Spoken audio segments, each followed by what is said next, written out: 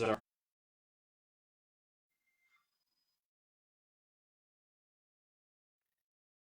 When I was a rabbi at Temple Israel in Minneapolis, it was a more formal congregation than Beth Emet. Large congregation with over 2,000 families, and we had to wear robes each and every Friday night. Black robes for Friday and for Saturday morning too, I should say, and then of course white robes for the high holy days like we wear at Beth Emet. Whenever my son Yonah, who when we arrived at Temple Israel was just 2 years old, if he would come to the synagogue and see me wearing my robe, he wouldn't let me pick him up. I would say, Yona, come on over here, say hello to Ima. And he would say, you take that off. You take that off. And what he meant by that was when I was wearing my robe, I was not his mother. I was the rabbi. And he clearly could see, based on my attire, that I had a different role that I was playing, that I was rabbi with a robe and mom without it. I don't completely agree with the statement that clothes make the man, as we have heard, but we know that what we wear has an impact. We have all of us who've been in professional roles have gone to one workshop or another or been given advice on how to dress for success. And of course, we've had a lot of jokes during this time of COVID that we only see what we're wearing now from the waist up, and we don't know what anybody has on below that. On this Shabbat after Purim, there's a confluence of dressing up for Purim and reading about the priestly garments in this week's Torah portion, Titzaveh. Yes, as we continue to learn about the building of the Mishkan, the wilderness tabernacle, in this week's Parsha, we focus on what the priests are supposed to wear. And we're given a great amount of detail about all the various pieces and all of the colors. These are the vestments to make, we learn, a breast piece, an ephod. And for those who might not know what an ephod is a pinafore with two pieces of linen joined together at the shoulder by straps. Robe, a fringed tunic, a headdress, and a sash, and then all of the amazing colors that were used: gold, blue, purple, and crimson yarns, and fine linen. And then on the high priest, he was to wear an oracular device called the Urim and Tumim.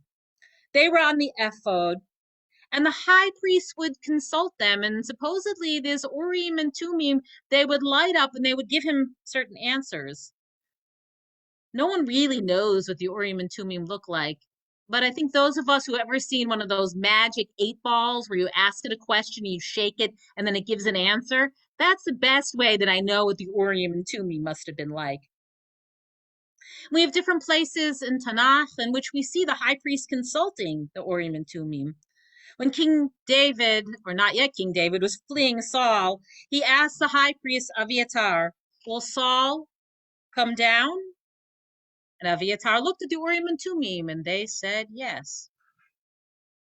But if you want to know my opinion, the coolest part of the priestly garments, and if I were going to wear some priestly garments, this is the part that I would want to wear. We learn in this week's Parsha that on the hem of the robe, there was pomegranates of blue, purple, and crimson yarns with bells of gold between them all around. Aaron shall wear it while officiating so that the sound of it is heard when he comes into the sanctuary before the Eternal and when he goes out. I've always thought that was really cool to come in jangling, from some gold pomegranates that would be on the hem of my garment. Quite a dramatic scene that was created because, of course, the garments were part of the whole ritual.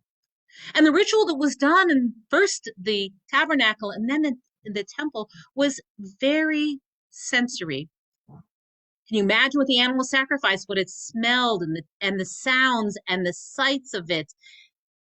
And so, of course, the priests had to be dressed appropriately. So, what do these priestly garments have to do with Purim?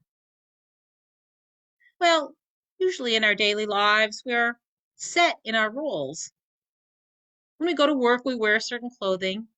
When we play, we wear other kinds of clothing. When we go to the beach, we have yet other clothes we wear. But Purim is about allowing us to walk in another's shoes for a moment, an opportunity to get out of ourselves and our usual patterns of behavior. As we learn, one of the mitzvahs on Purim is what we say, nafuhu, to turn everything on its head. Natan Margalit explains it like this. This is what Purim is. A chance to see what it is like to get out of the rules and conventions and experience the open possibilities beyond. We need to see that the powerless can defeat the powerful, that people's past doesn't define their future, that our own habits don't need to limit our potential. Reading the Megillah whets the imagination for this world of possibilities. Putting on masks and wearing costumes isn't child's play, but rather an important opportunity for people of all ages to try on another persona, dare to be a different person than the one everyone expects, close quote. That the idea of wearing costumes that are outside of what we usually don gives us the potential to see that things can be different than they are now. We can be so serious and so set, and we think this is the world works, and it doesn't work in any other way. And then we turn it on its head on Purim. And then we learn through play and not taking ourselves so seriously that perhaps we can see the world in a different kind of way and open ourselves to new possibilities for change and growth. When I see the younger generation, I look at my kids and their friends, and they're so playful about what they wear, much more playful than I was when I was that age. I never know what color hair my children are going to have, what kind of makeup that they will wear. And I'm talking about both male and female. And the more extravagant and outrageous, the better. And they don't necessarily dress in things that comport to their age or comport to their gender. They're playful. And I find actually that playfulness in what they wear helps them to be more accepting and less pigeonholing about this is male and this is female and this is this and this is that. There's more fluidity and more openness. Our tradition teaches us that in the time of the Messiah, in Messianic days, there will only be two holidays that are left. Yes, one of them you've guessed is Yom Kippur, of course, the most serious day of the year, and the day that many of us find to be the most holy and important, a day of introspection, a day in which we don't focus on the externalities of our life, but our soul. We deny ourselves food and drink and other pleasures of the body in order to have that internal focus. But the other day that the rabbis teach us that we will have at the end of time is Purim. Why Purim? Well, on Yom Kippur, we change and grow through introspection, through deep thinking and hard work, through a day of fasting.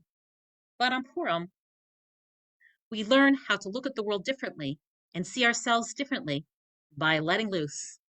And that change and growth also comes from being playful and from wearing other masks, becoming other, so that we might see the world in a new and creative and open light.